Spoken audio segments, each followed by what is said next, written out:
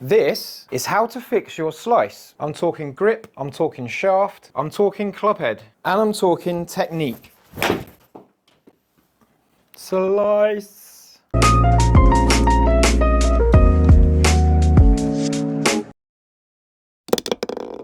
So the first thing is grip size. If your grip is too big, it might reduce how much you can use your hands through the ball. And if it is too big, you might struggle to close the face down. You might leave it open a bit easier. Linking that back to technique, with a grip that's too big, you might struggle to release the club. You might struggle to get that face closing down, and it might stay open longer, which will make the ball go to the right.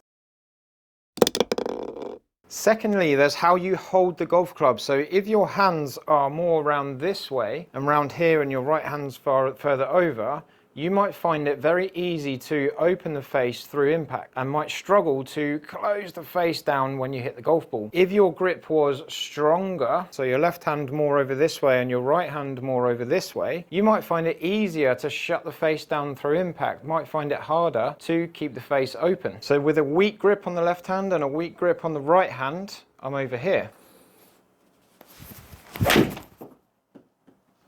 Slicey, slicey. And when we hit a driver, that gets more exaggerated. If I put my left hand stronger and my right hand stronger, we might see something more like this.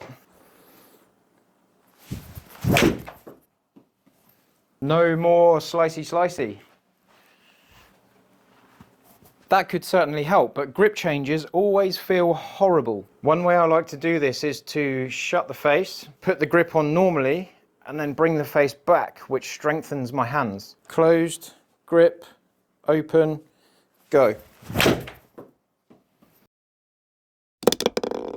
Another problem I commonly see in terms of the grip is people gripping the club too hard. If I grip this as hard as I possibly can, I get tension all the way up my arm, and it does limit what you can do through the golf ball. So hardest grip I possibly can, swing. The strike's very clunky and the ball stayed out to the right hand side. I'm going to find that difficult to get that back on line without softening my grip. Now I hit that shot 10 out of 10 in terms of grip pressure. If I soften that off to something more like 3 or 4, make sure I can get my fingertips nice and loose. I don't want to be grabbing it too hard. So really soft grip pressure, and the club's got a lot more freedom. And suddenly it's much easier to get the ball working left instead of staying out to the right hand side. The next topic is shafts. If I've got two shafts here, they're both 6.0, they're both 60 grams, they're both 3.5 degrees of torque, but one is mid spin and one is low spin. They're both hazardous. When you hit the golf ball, the shaft bends and releases into the ball. As it bends and releases, we add loft and we shut the face through impact. So with a shaft that bends more, we get higher flight and lefter shots in general. So you might have a flex of shaft that you particularly like and you feel more confident with, but if you're trying out any new equipment, certainly try something lighter that might help you get a bit more bend and release into the ball and encourage that lefter shot to get rid of your slice, or at least reduce it. I did have a client recently that had really lightweight stiff shafts up to the 3-wood, and then their driver had a really heavy stiff shaft, but he had no idea that it was a very different profile to the rest of the bag. So his problem was slicing his driver, but the rest of his clubs were absolutely fine. Drop yourself in the comments and tell me what you've got through the bag shaft wise, and I'll see if there's an anomaly that's maybe causing your slice.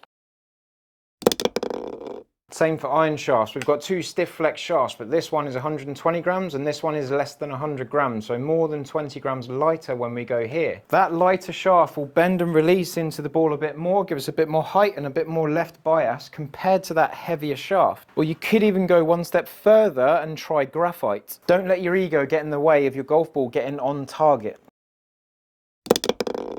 When we're looking at golf clubs, they have something called a lie angle. This is the angle that this head sits at. If this blade is always facing the target, when that toe gets higher, that ball flight moves more to the left, which will reduce that slice, reduce that shot that finishes right. Although I'd rather you didn't use that to fix the fault, I'd rather you had the clubs that suited you in a fitting to make sure you're not fighting against the clubs that are in your hands. I've seen a lot of swing faults that are compensating for something that's not quite right in the club head lie angle. or indeed the shaft length or shaft type. And that's where I really think custom fitting is very important for every level of golfer. Say you've got someone that's really tall and towers over the golf ball, they're going to be a bit more like this, and that toe is digging into the ground a bit more. That club is going to get through the ball and encourage that shot to go to the right, so they've got to put a fault in to manage something that's not necessarily their fault. With a lot of modern drivers, there are adjustable weights in the head. So if we get more weight on the heel side of the club on this side near the shaft, we've got 2 weights on this Strixon ZX7, we've got 3 weights on this PXG 0311XF. Heavier weight this side is going to encourage the ball to be more left dominant. And I do have other videos explaining that very well. One of the most common faults that I see is the club head coming through the ball and getting into this sort of shape, where that blade of that club is aiming up to the sky. One thing I really encourage to get rid of a slice is to get through the ball and find the club head in something more like this, at this sort of area of the swing. Now there's 2 ways to fix that. One way is for that club head to be open at this point and use your hands to throw that toe round and curl that toe over. One way when I see something like this is to get that club head into this position is to release the club head and get that thing releasing so the toe comes up. Now if you do that with your hands, it's a very hard thing to repeat on a good day and a bad day. So my favorite way of encouraging that club face rotation is to turn that upper body more like this. So that club head comes round with the shape of your chest. So if I hit a shot and I purposely move my shoulders this way, that's going to leave that face open.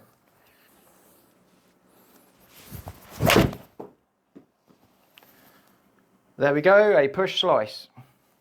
If I now really encourage that upper body to move this way and get a lot more rotation through the ball looking at the target, I suddenly shut the face down way easier. Now it could be that you aim left and you purposely move that face open to get the ball back online. If you aim left like this with your feet and your body, you have to put that fault in to get the ball to finish on target. So if I now from here start rotating that upper body, I'm going to start hitting the ball to the left-hand side. Rotated my upper body and hit the ball up the left-hand side. What I would really encourage is you to work your body round through impact, hit the ball left, maybe get it going straight where you're aiming, 4 times out of 5 at least, and then we can correct where you aim. So even if I get this going slightly right of target, that's going to really encourage me to rotate through the ball. We're looking to rotate that upper body. Something like that. Now when we get to the driver, that is much harder to put in place because we've got so much more speed and so much more pace on the golf ball. If I give this loads of effort and get into this sneaky habit where my shoulders work under myself and I leave the face open a lot easier, I get a much more exaggerated bad shot. I want you to commit to finishing the golf swing and look at the shape your body creates when we finish. Commit to the end, work your shoulder shape. Much better. If you then find that you've corrected your slice and you're hitting the ball to the left-hand side of the target 4 times out of 5, you need to watch my next video.